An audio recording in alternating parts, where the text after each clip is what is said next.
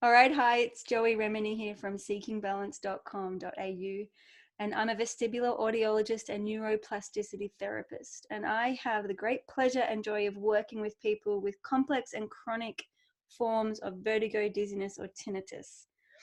And my favorite part of what I do is really meeting these humans, understanding more about them and getting to know them and looking at their healing process, because it's also different physically, mentally, emotionally, and spiritually.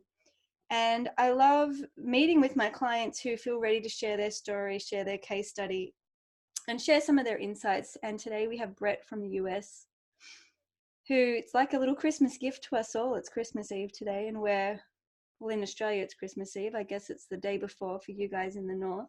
Yeah. And Brett's going to rewind his memory all the way back to where he started. And he's going to talk about where he's come from, how he's got there, and where he is now. So Brett has started with a vague diagnosis of PPPD.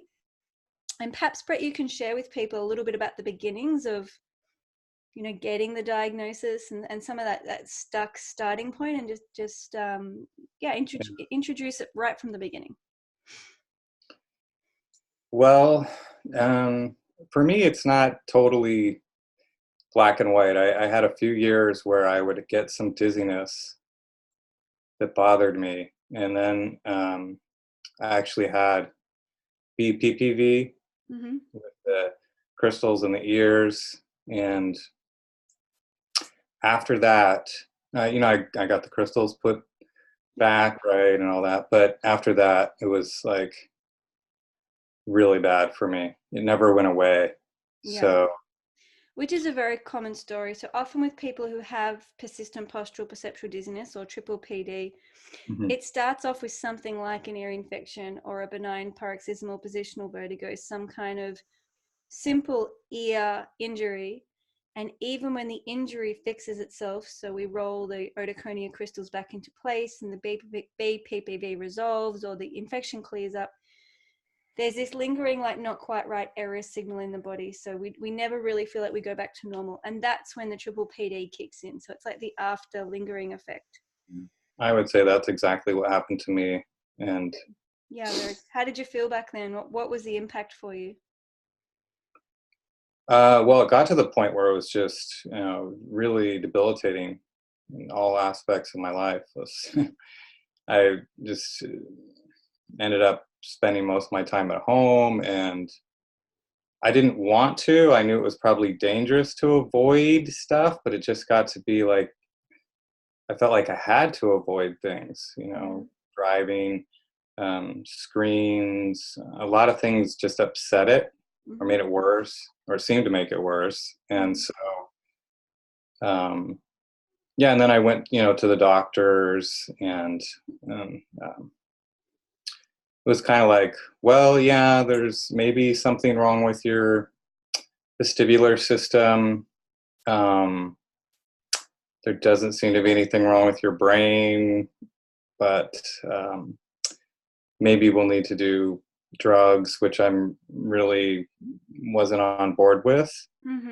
But it got so bad, I went to a clinic, and it didn't work at all for me, which was, I think that was my rock bottom.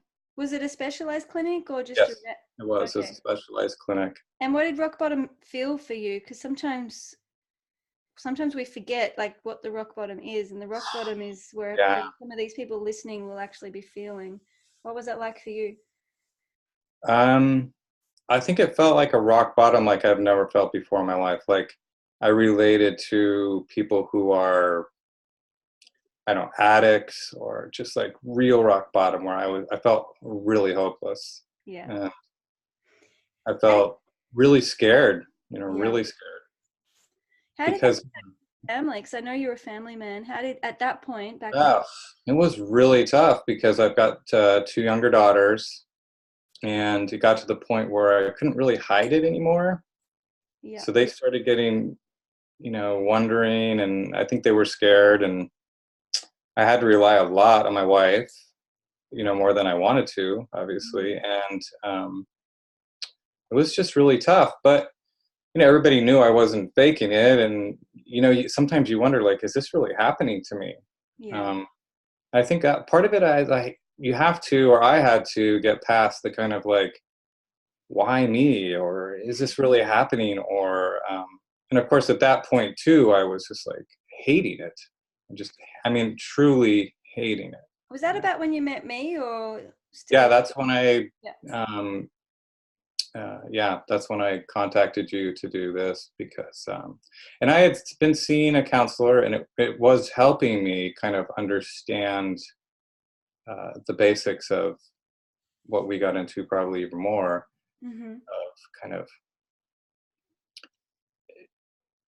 not hating it anymore, not resisting it, which seems so counterintuitive when you're in it, because you kind of go to the doctors because you want them to like end it. You want them to say, get rid of it. yeah, here's this thing we can do for your ear, and then it will go away, or whatever. But so yeah, the bottom. If you're asking me about the bottom, it was a real. It was as low as I think I could go without. Would you say you were like kind of housebound and possibly depressed or anxious, like that kind of bundle of circumstances? Yeah, I got to really anxious. Yeah. Yeah, and I kept saying, "Oh, I'm not depressed," but I was, because it was just so overwhelming. It was so constant. Like for me, it was constant. Yeah. And it is like having the rug pulled from under our feet. The world as we know it doesn't exist, and it's incredibly confronting. It's totally invisible. It And is. we supposedly have nothing and no one to go to help us. So it's the messaging we're getting is pretty like doomsday. So It felt Tuesday, and yeah. everybody's always asking you, well, exactly how does it feel, and you're kind of going, well, it just feels. Actually, listening to some of your calls kind of helped me get some vocabulary for how it feels. Yeah. Other people describing it, I'm like, oh yeah, that's a good way of describing it, how it feels. But yeah, I was just I was completely lost, Mm-hmm. and feeling like my life was just turning into this horrible nightmare. And career-wise, you're actually a creative. So how did it impact your ability to write and create? I actually ended up stopping my projects. They just were on pause for a while because, for one thing, I couldn't use a computer at all. Yeah. Okay. And yeah, it just was so overwhelming, especially when the rock bottom part of it, when I just completely felt like I was not going to get better. I think um, my life felt like it was just coming to like, I didn't want to live it that way. I knew that, Yeah. and Yeah. I didn't want to spend any more time like that either. The desire to just have it. Yeah. All be over. Yeah.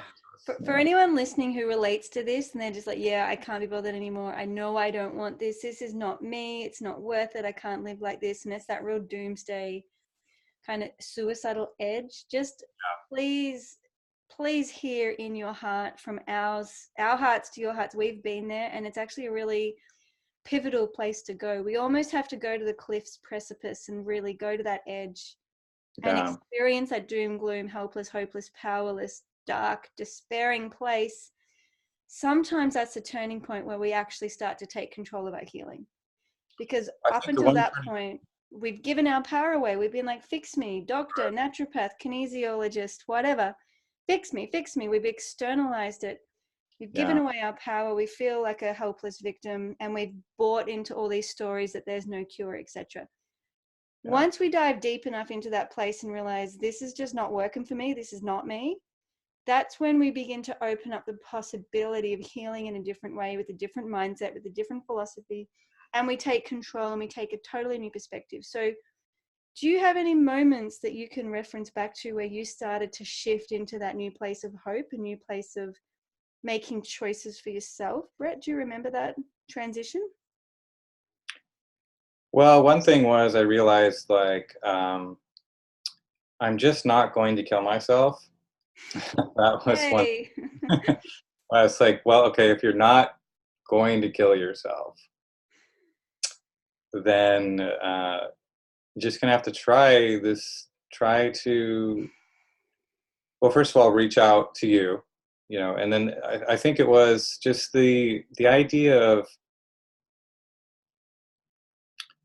maybe all this stuff you're feeling is okay, and maybe it's normal, which seemed to me like normal, I No, think thank because you. I remember I told you, I was like, well, I don't think it's normal because I wasn't feeling like this, 9 months ago or whatever. Like, that's normal. This is not normal. And you said, are you sure you weren't feeling this way? And I was like, and it really made me think, like, well, maybe, maybe I, maybe I'm just hyper aware of how I'm feeling, and maybe I've just come to identify with this one pattern Hmm. of dizziness or whatever it is, instead of just saying it's okay to feel like this. I'm just Someone going to u- try to be okay with it. someone used a great analogy once on one of our live group calls, which was like the bird poo on the windscreen of your car. Uh-huh. Like you can drive and it's fine, you don't even notice it, and then one day you're just like you can't take your eyes off the bird poo, and you can barely drive, you can't see it. It's just we're Yeah, fixated on the bird poo, but when it yeah, was there all along, but the moment we fixated on it and noticed it and overly yeah. prioritized it, it's like we can no longer drive the car. The bird poo takes over all of our landscape. Right, right. And that's kind of a nice analogy for what can happen with both tinnitus or dizziness sensations. Is sure, they can be there our whole life since birth, but we've never taken notice of them. They've never been in our awareness. They've been very peripheral.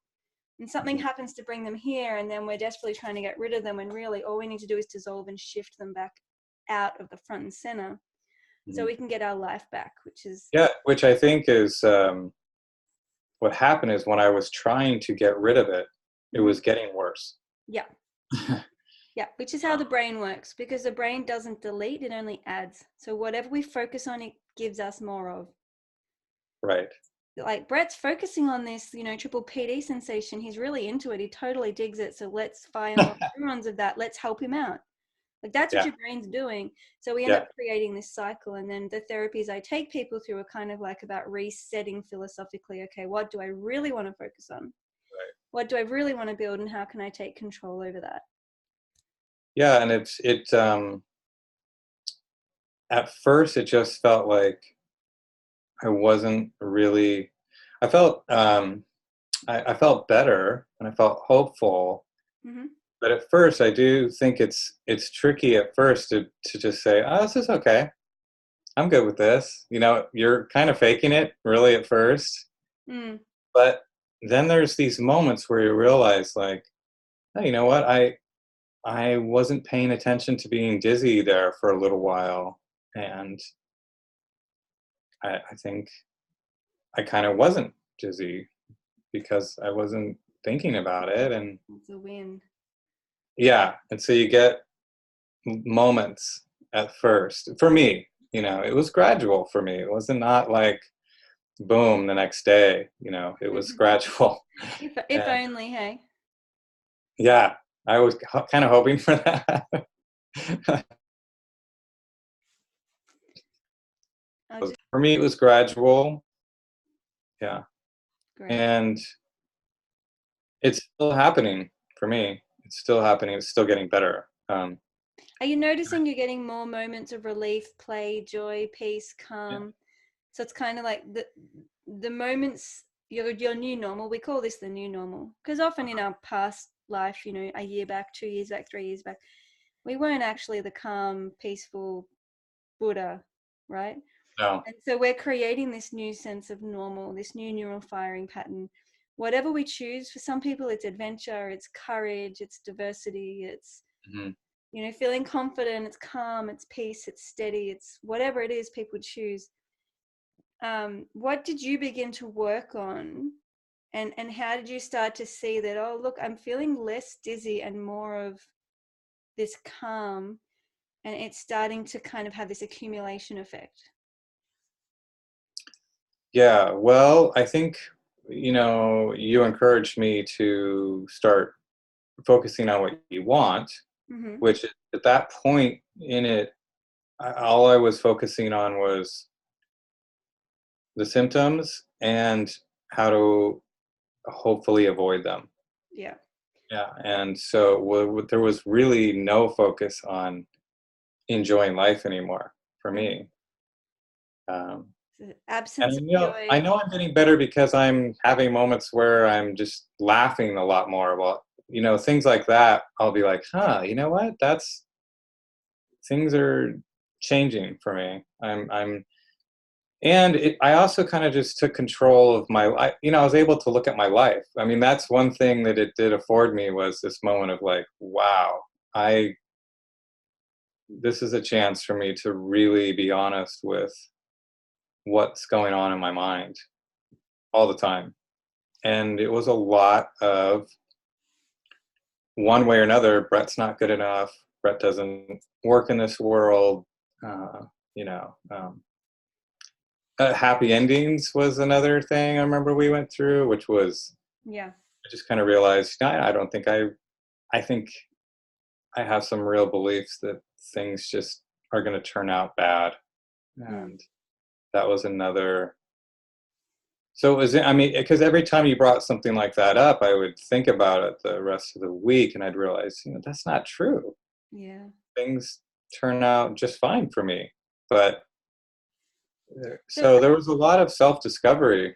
yeah, and I think in that example, if you want to share with the listeners just briefly, like I think for part of your like homework or Hmm. experiments, I said, why don't you do a timeline from birth to now and write down everything you've succeeded in, just to really bring front and center this Mhm. new possibility, this new belief, instead of the old one, which is like, no, nothing ever works out for me. It happens for other people, but like not for me. Yeah.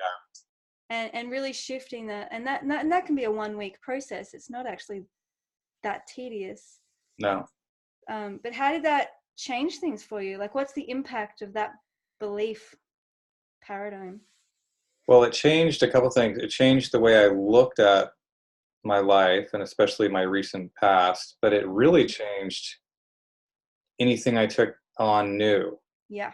I'd just be like, because I would hear that voice of like, this isn't going to work. It worked for Joey's other patients that I've seen, but there's no way it's going to work for me. And, or everything in life, Yeah, like And then I you're also started writing. realizing with my daughters, what do I want to tell them that Yeah. things aren't going to work out? I mean, it's like, I would never say that to someone else.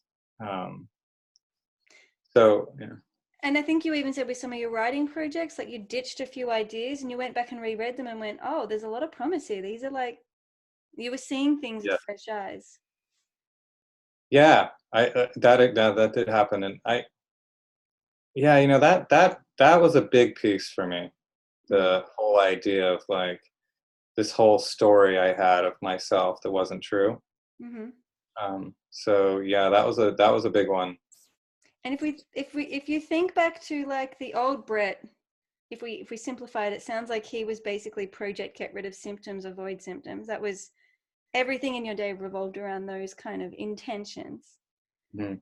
And now if we fast forward through to the present moment, and I notice you've been looking at like, booking holidays, traveling with your family, spending time with your daughters, getting creative collaborations, potentially getting out on the mountain bike again, all of these things. How what are your new intentions, and how has that impacted how you're kind of beginning to organize your life and I suppose take advantage of the present moment? Yeah, well, I'd say they were even they're much stronger than before I even had this. Mm-hmm. Yeah, because now I want to, because it's kind of given me an opportunity to get in touch with what I really want, who I really am, for one Mm-hmm. thing. I mean, a lot of this process for me has been getting behind all the crazy beliefs that are in my mind and all the crazy talk that's in my mind, and realizing that's not me. Mm-hmm. Those are thoughts. Those are maybe old stories, whatever they are. They're not me. Yeah. So it's been actually really exciting to be freed up from that and be like, hey, I can, what do I want to do Yeah. today? Or what do I want to do in the future? Or I'm not really putting any, I'm not really avoiding anything now How like does I did. that feel? That's a massive change Feels in and good. of itself. Yeah, because I realized that even if I supposedly knew something that would trigger me, I'm not a big fan of the trigger word. Maybe it's useful for some people. For me, I just found like, you know what? I don't really think I really was much worse off after doing that. Or I'm not sure it's even correlated. I think a lot of it was, Yeah. I don't know, but I haven't found that like not doing something helps me. Avoiding things is not helping me. So, It certainly doesn't help implement neuroplasticity. And the process I invite people to open up to and to experiment with is about rebuilding pathways. And if we're avoiding things, we're not building anything. right. We're kind of we get what the universe gives us, right? We just sit there kind of waiting and hoping and crossing our fingers, and we get what we're given. It's a very passive victim approach to healing. Whereas if we say things like, you know what, I want to get comfortable with time on my own, and I want to reconnect with nature because I know I feel good in nature. So I'm going to book a couple nights hiking and backpacking on my own. And that, for the intention of feeling confident, feeling that I get time alone in a really proactive way and get to connect with nature. So we're building new neural pathways, new feelings, and actually actioning it. So it's really the opposite of avoiding. We're stepping right into the pit of the fire and saying, I want to feel confident. I want to get to know myself in my alone state. And I want to be with the mercy of nature. Hmm. So neuroplasticity is quite, well, it's definitely involves some form of action, which can be doing nothing or non-doing, consciously choosing to not do anything, which sometimes is the best choice, of course. But generally, there is some choice, some action, and the intention is linked to a feeling we want to feel, not a feeling we don't want to feel. Right. That's a big difference. Yeah. And that's really the walk you've been walking. Have you got any good examples to share with people about how you've implemented that in your daily or weekly life? Well, almost with everything because I'm back to working. I'm using the screen again Yeah. and driving, taking trips. I think one of my first ones was a trip to Yosemite Wow. uh, because I had skipped out on that trip now for like 2 years. Um, and I just thought, well, I'm just going to go. And if for whatever reason it's so horrible, well, then I'll be there and I'll be, there's just this general feeling of it really didn't matter to me anymore if the symptoms come up. What's the difference if I'm in Yosemite or if I'm in my bed? Yeah. You know, it's so I started getting kind of that attitude of like, well, it is what it is. And also, I've just found that when you're engaged and you're doing something you want to do, Mm. that helps. It's kind of neuroprotective because when we're consciously choosing to do something, it means that random stuff that we don't choose can't just fly into our consciousness. Yeah. So it's kind of like when we're floating through life with no intention and no choice, we just get whatever comes at us. It could be bullying, it could be judgments, it could be really toxic podcasts or advertisements or relationships. And we're not actively saying, no, this doesn't feel right for me. We're just kind of being bombarded by it all. But when we begin to choose and say, you know what, I want to connect with my daughters and my family, and I'm going to go to Yosemite with them, and my intention is to connect with my family, whether or not the dizziness there doesn't matter, because your intention's completely changed. And you will have learned how to create safety in your body so you don't have to be in your bedroom. You could be anywhere in the world and know that you can find safety in your body with or without symptoms. It's that piece becomes irrelevant. Mhm. Yeah, and I would just say, um, just to, I think if I was talking to myself 6 months ago or however long it is, Yeah. that it's okay that it's gradual. I mean, I'm not talking about the very next day, but it does get better, and the insights help. Mm. Start to, Mm. at least you start to think, this is working. it's a very weird thing. It's not like, I mean, you get better at it. It is kind of like exercise or something, but it's kind of a strange neuroplasticity feels odd Mm. because sometimes, especially in the beginning, the dizziness will come up and you'll kind of realize, I think it's kind of good it's coming up because this is the time that I can let my brain know that's okay, Yeah. and this is really going to help me actually. It Yeah. becomes an opportunity to heal and an opportunity to take control Right. instead of this kind of victim thing that I'm exposed to that I hate and I can't control. And so we end up taking our control back, and we change the entire paradigm. And I think the other thing with neuroplasticity is essentially there's a kind of de-bullshitting of our lives where all the illusions and artificial, phony, inauthentic things that we've been going along with and just going, yes, no, whatever, Hmm. use me, abuse me, we start to really shift our boundaries and priorities to the point, like you said earlier, we figure out, well, actually, this is really who I am and really what I want. And the truth is, I'm not the Joey I was 10 years ago. I've changed in that 10 years. And so I've got to, it's like the computer update. You can't run a computer on some 10-year-old Windows platform as efficiently as you Yeah. could perhaps on the modern updates. Yeah. And so there's this real, sometimes in spiritual lectures and talks, they'll talk about, staring into a mirror that's like just full of oil and smog and dust and that you can't see yourself. And through these practices, we're cleaning the mirror. We're not changing who we are. We're actually revealing who we are behind all the illusions. That makes sense. That's how it feels. Yeah, so it's a very bizarre feeling because you're not actually changing who you are. You're really getting to know who you've always been. Yeah, it's bizarre because you realize, oh, actually, I'm okay. Yeah. I'm already okay. Say that again. That's a really important thing for people to hear. I'm already okay. It's so Yeah. true. Yeah. So it's just a process of realizing you're already okay, and then this crazy mind that you've got going just kind of starts calming down.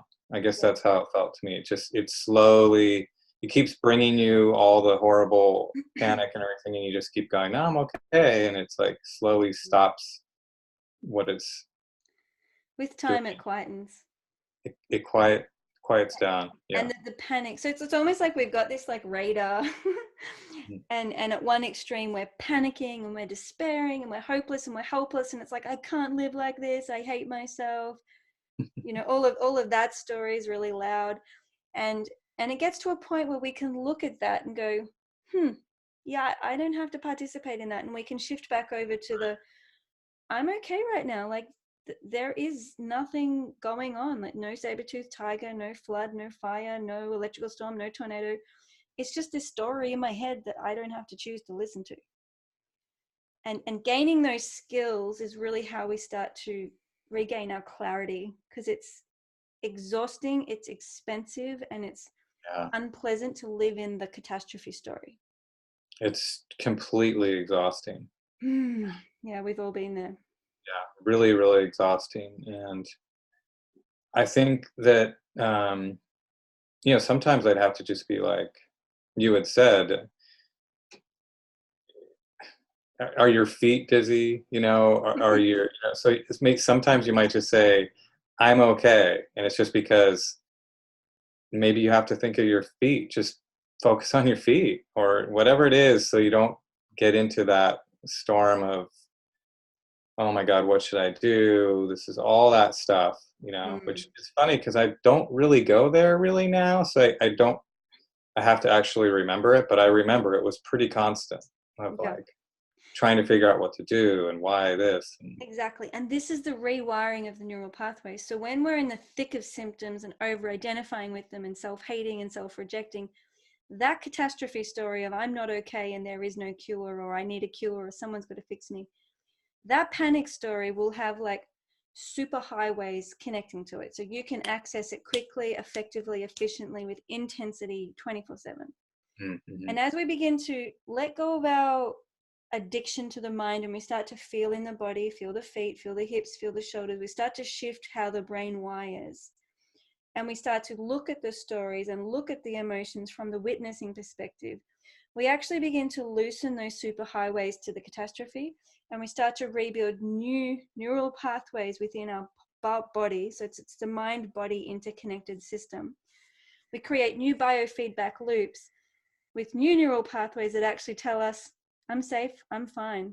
I don't have to do anything. That catastrophe story can just do its thing. I don't have to react or act upon it. No action required. And that really reinforces our peace and our sense of steadiness, because we're not. I think that's a really important what you're saying there, because that was kind of one of the keys for me, is to realize, oh, I don't even have to react to it. Yeah. I don't have to get in the debate, because that was the big thing I was doing, was like, okay, I'll jump into that and we'll figure out a plan, and I'll see this doctor or whatever, and then to realize, oh, I don't even have to participate in that, and I can just let that whole panic story play itself out, and I'm not going to, I'm just going to stay here and be okay.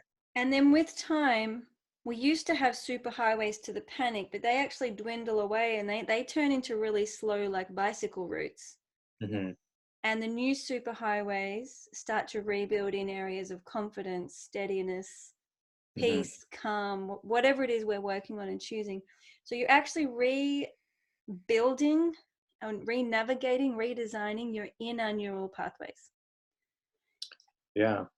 So that I hope that helps people understand why it's generally not an overnight thing. Like, it can be really quick. Like, if you think about a really traumatic event, it's like we're traumatized in the moment. It happens once. You don't need a violent situation repeated. Right. Once is enough.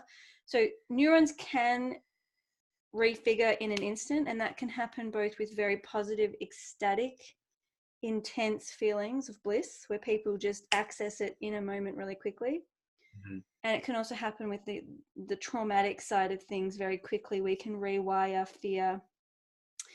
And what you've done, and what most of my clients do, is the slow and steady reconfiguring of all of that, which can take a solid 6-12 months. Everyone's Mm-hmm. different. I mean, we worked together for 6 months, and you saw really beautiful, steady results. Mm-hmm. Yeah, I think I'm glad that some people can do it quickly, but it makes a lot of sense that it takes time to me, because it's something that's just, like you said, it's a super highway when you start. So it just Mm-hmm. takes a while to not go there and not go there and not go there. And then, Well, it's also that thing of, and I can relate to this myself on a personal level, is when we have spent a significant amount of time in trauma and fear and symptoms, we're not so connected to our joy. So yeah, our capacity to actually feel intense joy, orgasmic bliss, or really high states is like non-existent. We're like, that doesn't even exist. That's in fairy tales. It does exist, and we can get there. And as we process our fears and move to this place of toleration, or I'm fine this way, I'm okay, that's like the halfway point.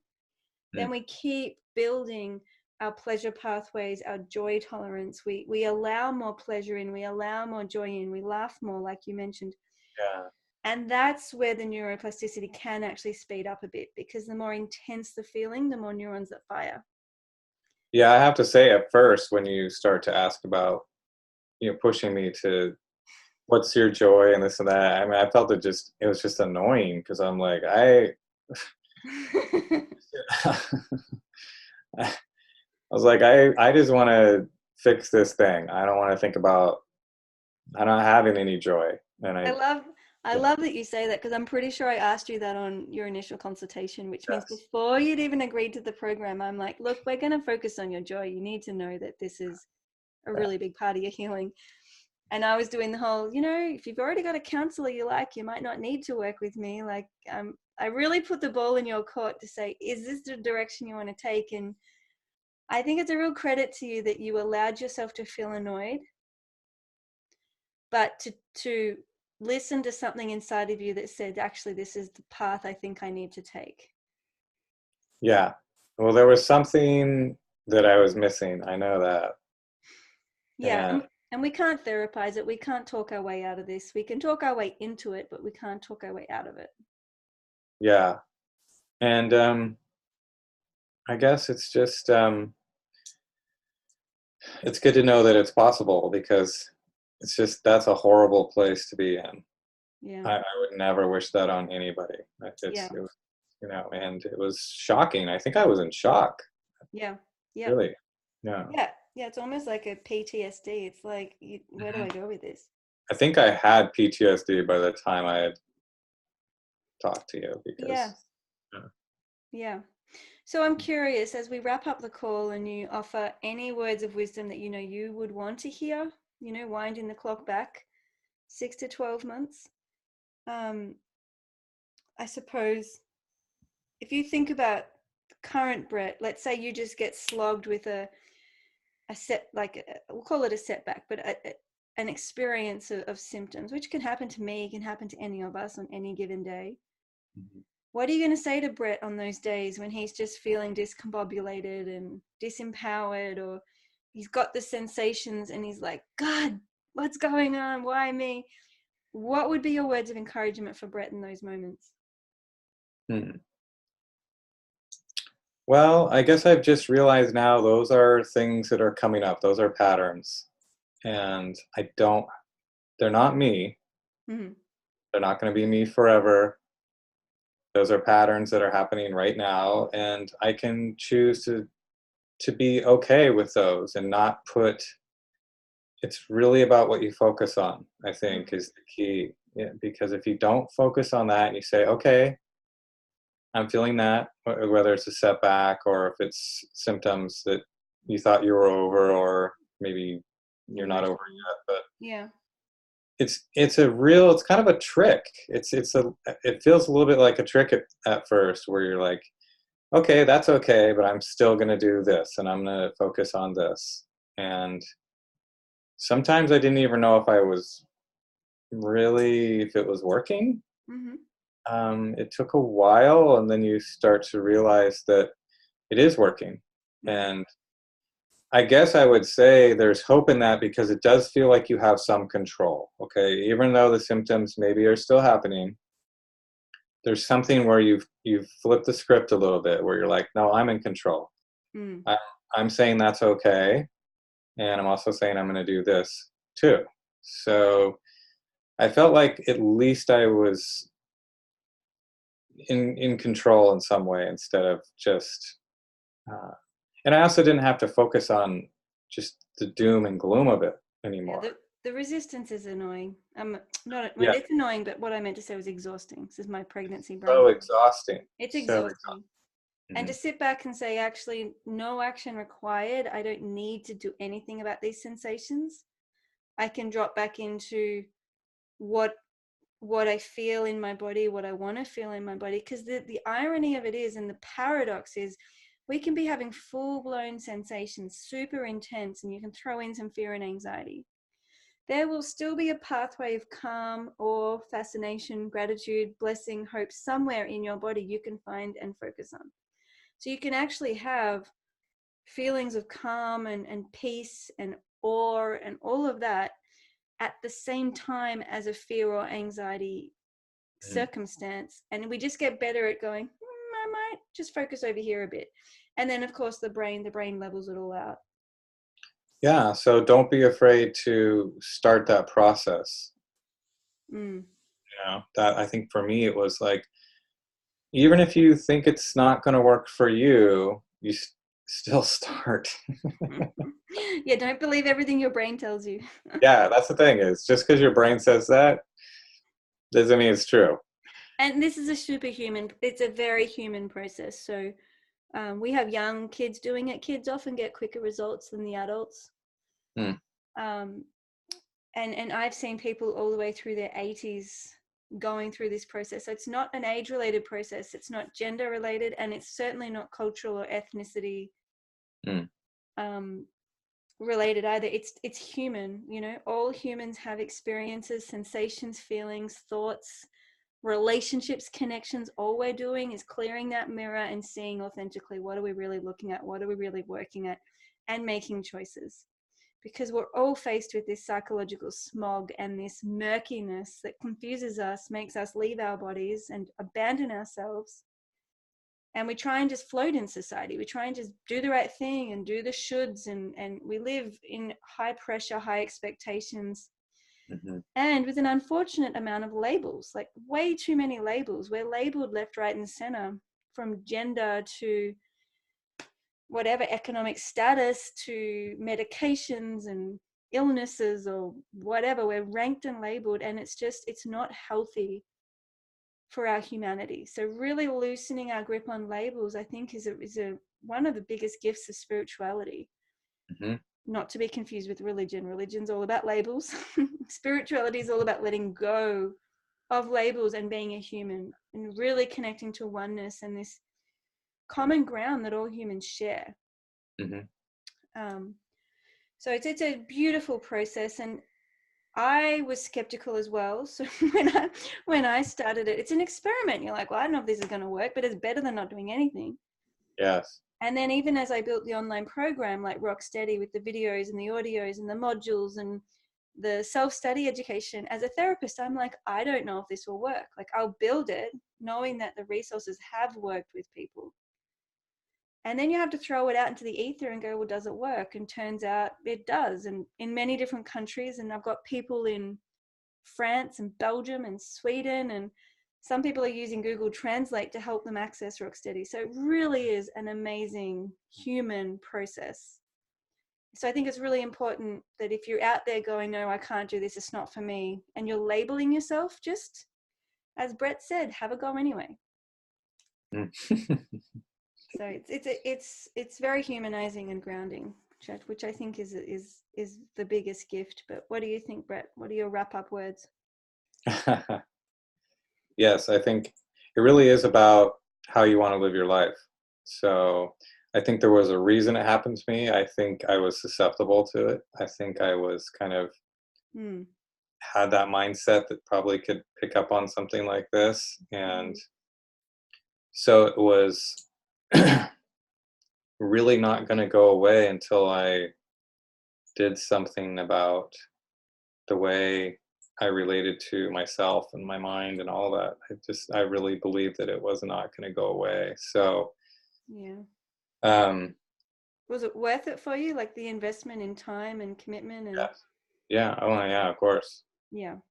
I mean, it gave me my life back, and it's just you kind of have to do something.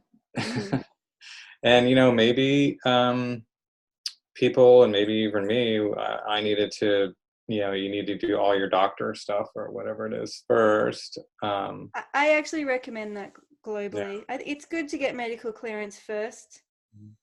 And step one is medical clearance, which may or may not result in a diagnosis. But as long as the doctors can say, we've checked all your vital signs and you're not dying, that's when you've got medical clearance. And then it's like, okay, we'll start to take this into your own hands, become your own expert, and look at the mental, emotional, spiritual aspects of healing and neuroplasticity. So the doctors play a really vital role. And it can be real peace of mind too, getting that clearance. It can be annoying because you're like, damn it, you can't fix me. But it's also medical clearance is peace of mind. So yeah, I would say diagnosis though can be pretty scary. I wouldn't, of course I'm not a doctor, but I just paying attention to every single one of those things as a symptom and stuff, I think it's just because they can go away and you're like, oh, I guess that wasn't Look, diagnoses and labels are for the doctors, and we'll wrap the call up, but I've got this wonderful girlfriend of mine who was explaining about her labor and her birthing. And I think at one point, and she was just like right into the animal bits of birthing and labor and, making noises and just in her liberated space. And at one point, I think her obstetrician said, oh, we have to start getting worried, like, things are not and she looked at the obstetrician and said, good, you worry, that's your job. You're my doctor, I'm just going to get back to birthing. And it's like, let your doctor worry about your labeling and diagnosis. That's their paperwork, that's their profession. You don't need to worry about it. You just need to go through the process of healing without the labels. And I think that's a good reminder, is the doctors need the labels so they can document to each other and talk to each other, and there's legalities. You don't need the labels. You're a human being. You're whoever you are. You're not your labels. So yeah, it's a bit of a catch-22 there. It can be liberating to know what's going on and you feel like, okay, I'm not the only one. That's freeing. and then you just want to let it go. I agree with that. Yeah. Yeah. All right. Well, so great. Thank you for your time, Brett. And thank you for sharing your story. You've come such a long way. Like yeah, you can be very proud of yourself. I just get the best seat in the house watching you on the sidelines, prompting you with a few annoying little suggestions here and there. But it's really great to see that you are back out there and spending time with your daughters. And that's really amazing. So well done. Thanks, Joey. So if anyone would like to check out my website or look at kind of the processes that Brett's been talking about going through and understanding neuroplasticity, visit seekingbalance.com.au. I have free programs and a 7-day starter program and a Rocksteady program. And you can play around and see what resonates with you, because neuroplasticity, while it certainly can be for everyone and is for everyone, it's not necessarily for you right now. So just feel into your body. If you're not ready to go through this process, it's pretty full on. I would just wait. Would you agree with that, Brett? Well, it's hard for me to say to wait, but yes, I think. You got to be ready, you know. Yeah, I think you'll just know if you're ready. Yeah. Yeah, there's no rush. And the programs are always here. That's the beauty of it being online. So seekingbalance.com.au. Thank you so much, Brett. Merry Christmas. Happy New Year. Happy New Year to you. And on behalf of everyone who's resonated with your story and perhaps is trying to overcome PPPD, thank you so much, because people really do love these case studies. So it's a blessing. Thank you. Great. All right. So bye for now. Bye.